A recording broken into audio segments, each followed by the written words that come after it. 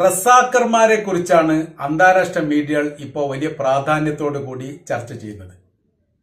ബംഗ്ലാദേശിൽ നിന്ന് പ്രധാനമന്ത്രി ഷെയ്ഖ് ഹസീന രാജിവെച്ചുകൊണ്ട് രാജ്യം വിട്ടതോടനുബന്ധിച്ച് മുൻപ് ഹസീന പറയപ്പെട്ട കാര്യമാണ് റസാക്കർമാർക്ക് തങ്ങൾ എന്തിന് സംവരണം ഏർപ്പെടുത്തുന്നു എന്ന കാര്യം. ഈ വിഷയം വലിയ രീതിയിൽ ചർച്ച ചെയ്തതോടുകൂടിയാണ് ആരാണ് റസാക്കർമാർ, അവരെന്താണ്, എന്ത് പ്രവൃത്തിയാണ് ചെയ്യപ്പെട്ടത്, എന്താണ് ഇത്തരം പരാമർശങ്ങളിൽ രൂക്ഷമാവാനുള്ള കാരണം എന്നതിനെക്കുറിച്ചാണ് ചർച്ച. ഈ വിഷയമാണ് നമ്മൾ ഇന്നത്തെ വീഡിയോയിൽ സംസാരിക്കുന്നത്. ആരാണ് റസാക്കർമാർ, അവരുടെ പണി എന്താണ്, അവരെങ്ങനെയാണ് ഷെയ്ഖ് ഹസീനയെ അട്ടിമറിക്കാൻ വേണ്ടി സാധിച്ചത് എന്നുള്ളത്. നമുക്കറിയാം, ഇവിടെ ബംഗ്ലാദേശിൽ നടന്ന സംഭവം എന്ന് പറഞ്ഞാൽ സംവരണവുമായിട്ട് ബന്ധപ്പെട്ട വിഷയമാണ്. 30 മുതൽ 36% വരെ സംവരണം തൊഴിൽ മേഖലയിലും വിദ്യാഭ്യാസ മേഖലയിലും സർവ്വ മേഖലയിലും അവിടുത്തെ സ്വാതന്ത്ര്യ സമരത്തിൽ പങ്കെടുത്തവരുടെ പിൻതലമുറക്കാർക്ക് നൽകണം എന്ന് വ്യവസ്ഥ ചെയ്യുന്ന ഒരു നിയമം നടപ്പിലാക്കുന്നതുമായിട്ട് ബന്ധപ്പെട്ടാണ് പ്രക്ഷോഭവും സമരം തുടങ്ങിയത്. അത് വിദ്യാർത്ഥി മേഖലയാണ് ആദ്യം അത് ആരംഭിച്ചത്. പിന്നീട് അത് ജനകീയ പ്രക്ഷോഭമായി മാറി. വലിയ വെടിവെപ്പുകളും വലിയ സമരങ്ങളും പ്രക്ഷോഭങ്ങളൊക്കെ നടന്നു. 100 മുതൽ 300 ആളെങ്കിലും കൊല്ലപ്പെട്ടു എന്നാണ് ഏറ്റവും അവസാനത്തെ റിപ്പോർട്ട്.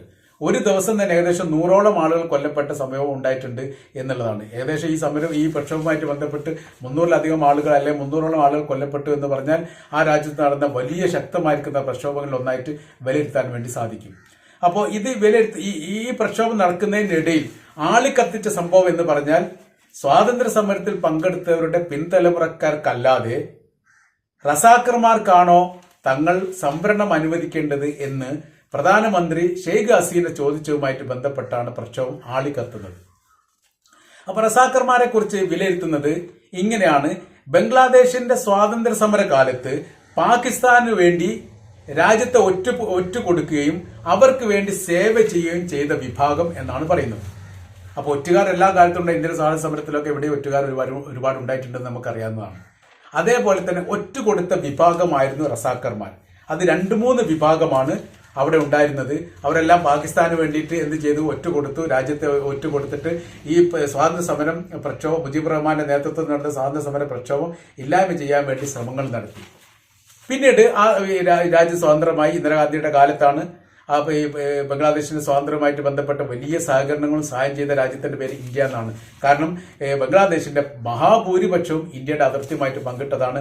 പാകിസ്ഥാനുമായിട്ട് ബംഗ്ലാദേശിന് അതിർത്തി പങ്കില്ല എന്നതിനാൽ നേരിട്ട് കൊണ്ട് പാകിസ്ഥാന് ഒരിക്കലും ബംഗ്ലാദേശിനെ സഹായിക്കാൻ വേണ്ടി സാധിക്കില്ല. പടിഞ്ഞാറൻ പാകിസ്ഥാൻ, കിഴക്കൻ പാകിസ്ഥാൻ എന്നൊക്കെയാണ് അറിയപ്പെട്ടത്.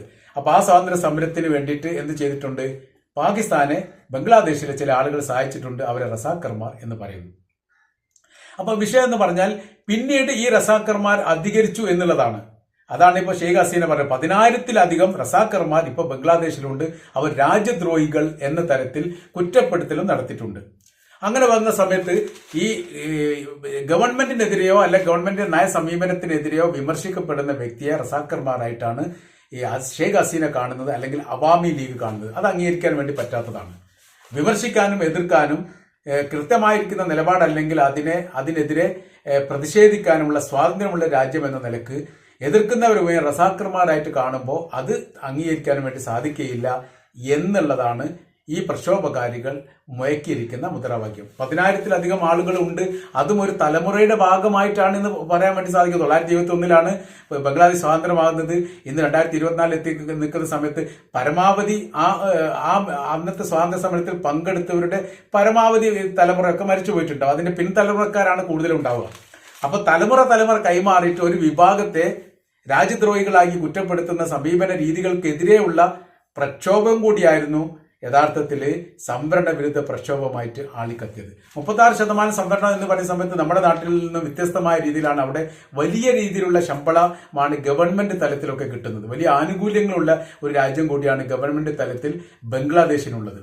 അപ്പോൾ 36% സംവരണം മാറ്റിവെച്ചാൽ തന്നെ പിന്നീട് സ്ത്രീകൾക്ക് പ്രത്യേക സംവരണമുണ്ട്, വൈകല്യമുള്ളവർക്ക് പ്രത്യേക സംവരണമുണ്ട്, വാർദ്ധക്യമുള്ളവരുമായിട്ട് ബന്ധപ്പെട്ട് അവർക്ക് സംവരണമുണ്ട്. അങ്ങനെ വേറെ സംവരണങ്ങളൊക്കെ നടപ്പിലാക്കുന്ന സമയത്ത് യഥാർത്ഥത്തിൽ ജനറൽ ആയിരിക്കുന്ന കാറ്റഗറിയിൽപ്പെട്ടവർക്കുള്ള സംവരണം തീരെ കുറവായിട്ട് കാണപ്പെടുന്നു.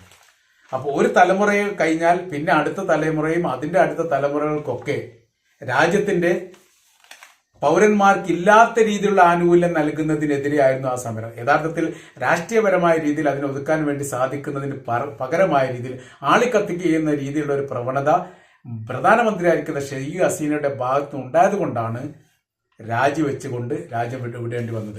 രാജ്യം വിട്ടതുകൊണ്ട് ആ രാജ്യം സമ്പൂർണ്ണമായി സ്വതന്ത്രമായി അല്ലെങ്കിൽ പ്രശ്നങ്ങൾ തീർന്നതെന്ന് പറയാൻ വേണ്ടി പറ്റില്ല. കാരണം പട്ടാള ഭരണത്തെ സംബന്ധിച്ചിടത്തോളം ഉള്ള സാധനം കൂടി ഇല്ലാതാവും എന്നുള്ളത് ഉറപ്പാണ്. അത് പല രാജ്യത്തിലും അത് പരീക്ഷിക്കൊണ്ട് അത് വേണ്ട എന്ന് പറഞ്ഞിട്ട് വീണ്ടും ജനാധിപത്യത്തെ തിരിച്ചു വിളിച്ചതാണ്. പാകിസ്ഥാൻ അങ്ങനെ നടന്നിട്ടുണ്ട്, ഈജിപ്തിൽ അങ്ങനെ നടന്നിട്ടുണ്ട്. അവിടെയൊക്കെ പട്ടാള ഭരണം വന്ന സമയത്ത് പൗരസ്വാതന്ത്ര്യം തീരെ ഇല്ലാതായി. പിന്നെ അവർക്ക് പുറത്തിറങ്ങാൻ പറ്റാതായി, അവർക്ക് പ്രതിഷേധിക്കാൻ പറ്റാതായി. അങ്ങനത്തെ ഒരു സാഹചര്യ കാര്യങ്ങളൊക്കെ പല രാജ്യങ്ങളിലും പരീക്ഷിക്കപ്പെട്ടതാണ്. അതൊരിക്കലും പൂർണ്ണമല്ല. സൈനിക ഭരണം എന്ന് പറഞ്ഞാൽ ഏകാധിപത്യ ഭരണമാണ്. ജനാധിപത്യം തിരിച്ചു വിളിച്ചുകൊണ്ട് ആ പ്രശ്ന പരിഹാരം ഉണ്ടാക്കുന്നതിനെ കുറിച്ച് ആലോചിക്കുന്നതാണ് ഏറ്റവും ഉചിതം എന്ന് ലോകത്ത് നടന്ന പല സംഭവം തെളിയിക്കുന്നുണ്ട്. അപ്പോൾ നമ്മൾ പറഞ്ഞു വരുന്ന വിവരം, ഏതെങ്കിലും കാലത്ത് ഏതെങ്കിലും ഒറ്റുകാരുണ്ടെങ്കിൽ അവരുടെ തലമുറയെയും അവരുടെ വംശത്തെയും അതിനോട് ഉപമിച്ചുകൊണ്ട് ഏതെങ്കിലും ഭരണാധികാരികൾ പറഞ്ഞിട്ടുണ്ടെങ്കിൽ ആ ഭരണാധികാരികൾക്കൊന്നും യഥാർത്ഥത്തിൽ നിലനിൽക്കാൻ ഭാവിയിൽ സാധിച്ചിട്ടില്ല എന്നുള്ളത് പല ചരിത്രം തെളിയിച്ചതിന്റെ ഏറ്റവും ഒടുവിലത്തെ ഉദാഹരണമാണ് ബംഗ്ലാദേശിലെ പ്രധാനമന്ത്രി ഷെയ്ഖ് ഹസീന രാജിവെച്ച് രാജ്യം വിട്ടു പോകേണ്ട അവസ്ഥ ഉണ്ടായത് എന്നുള്ളതാണ് ഇതിന്റെ യാഥാർത്ഥ്യം.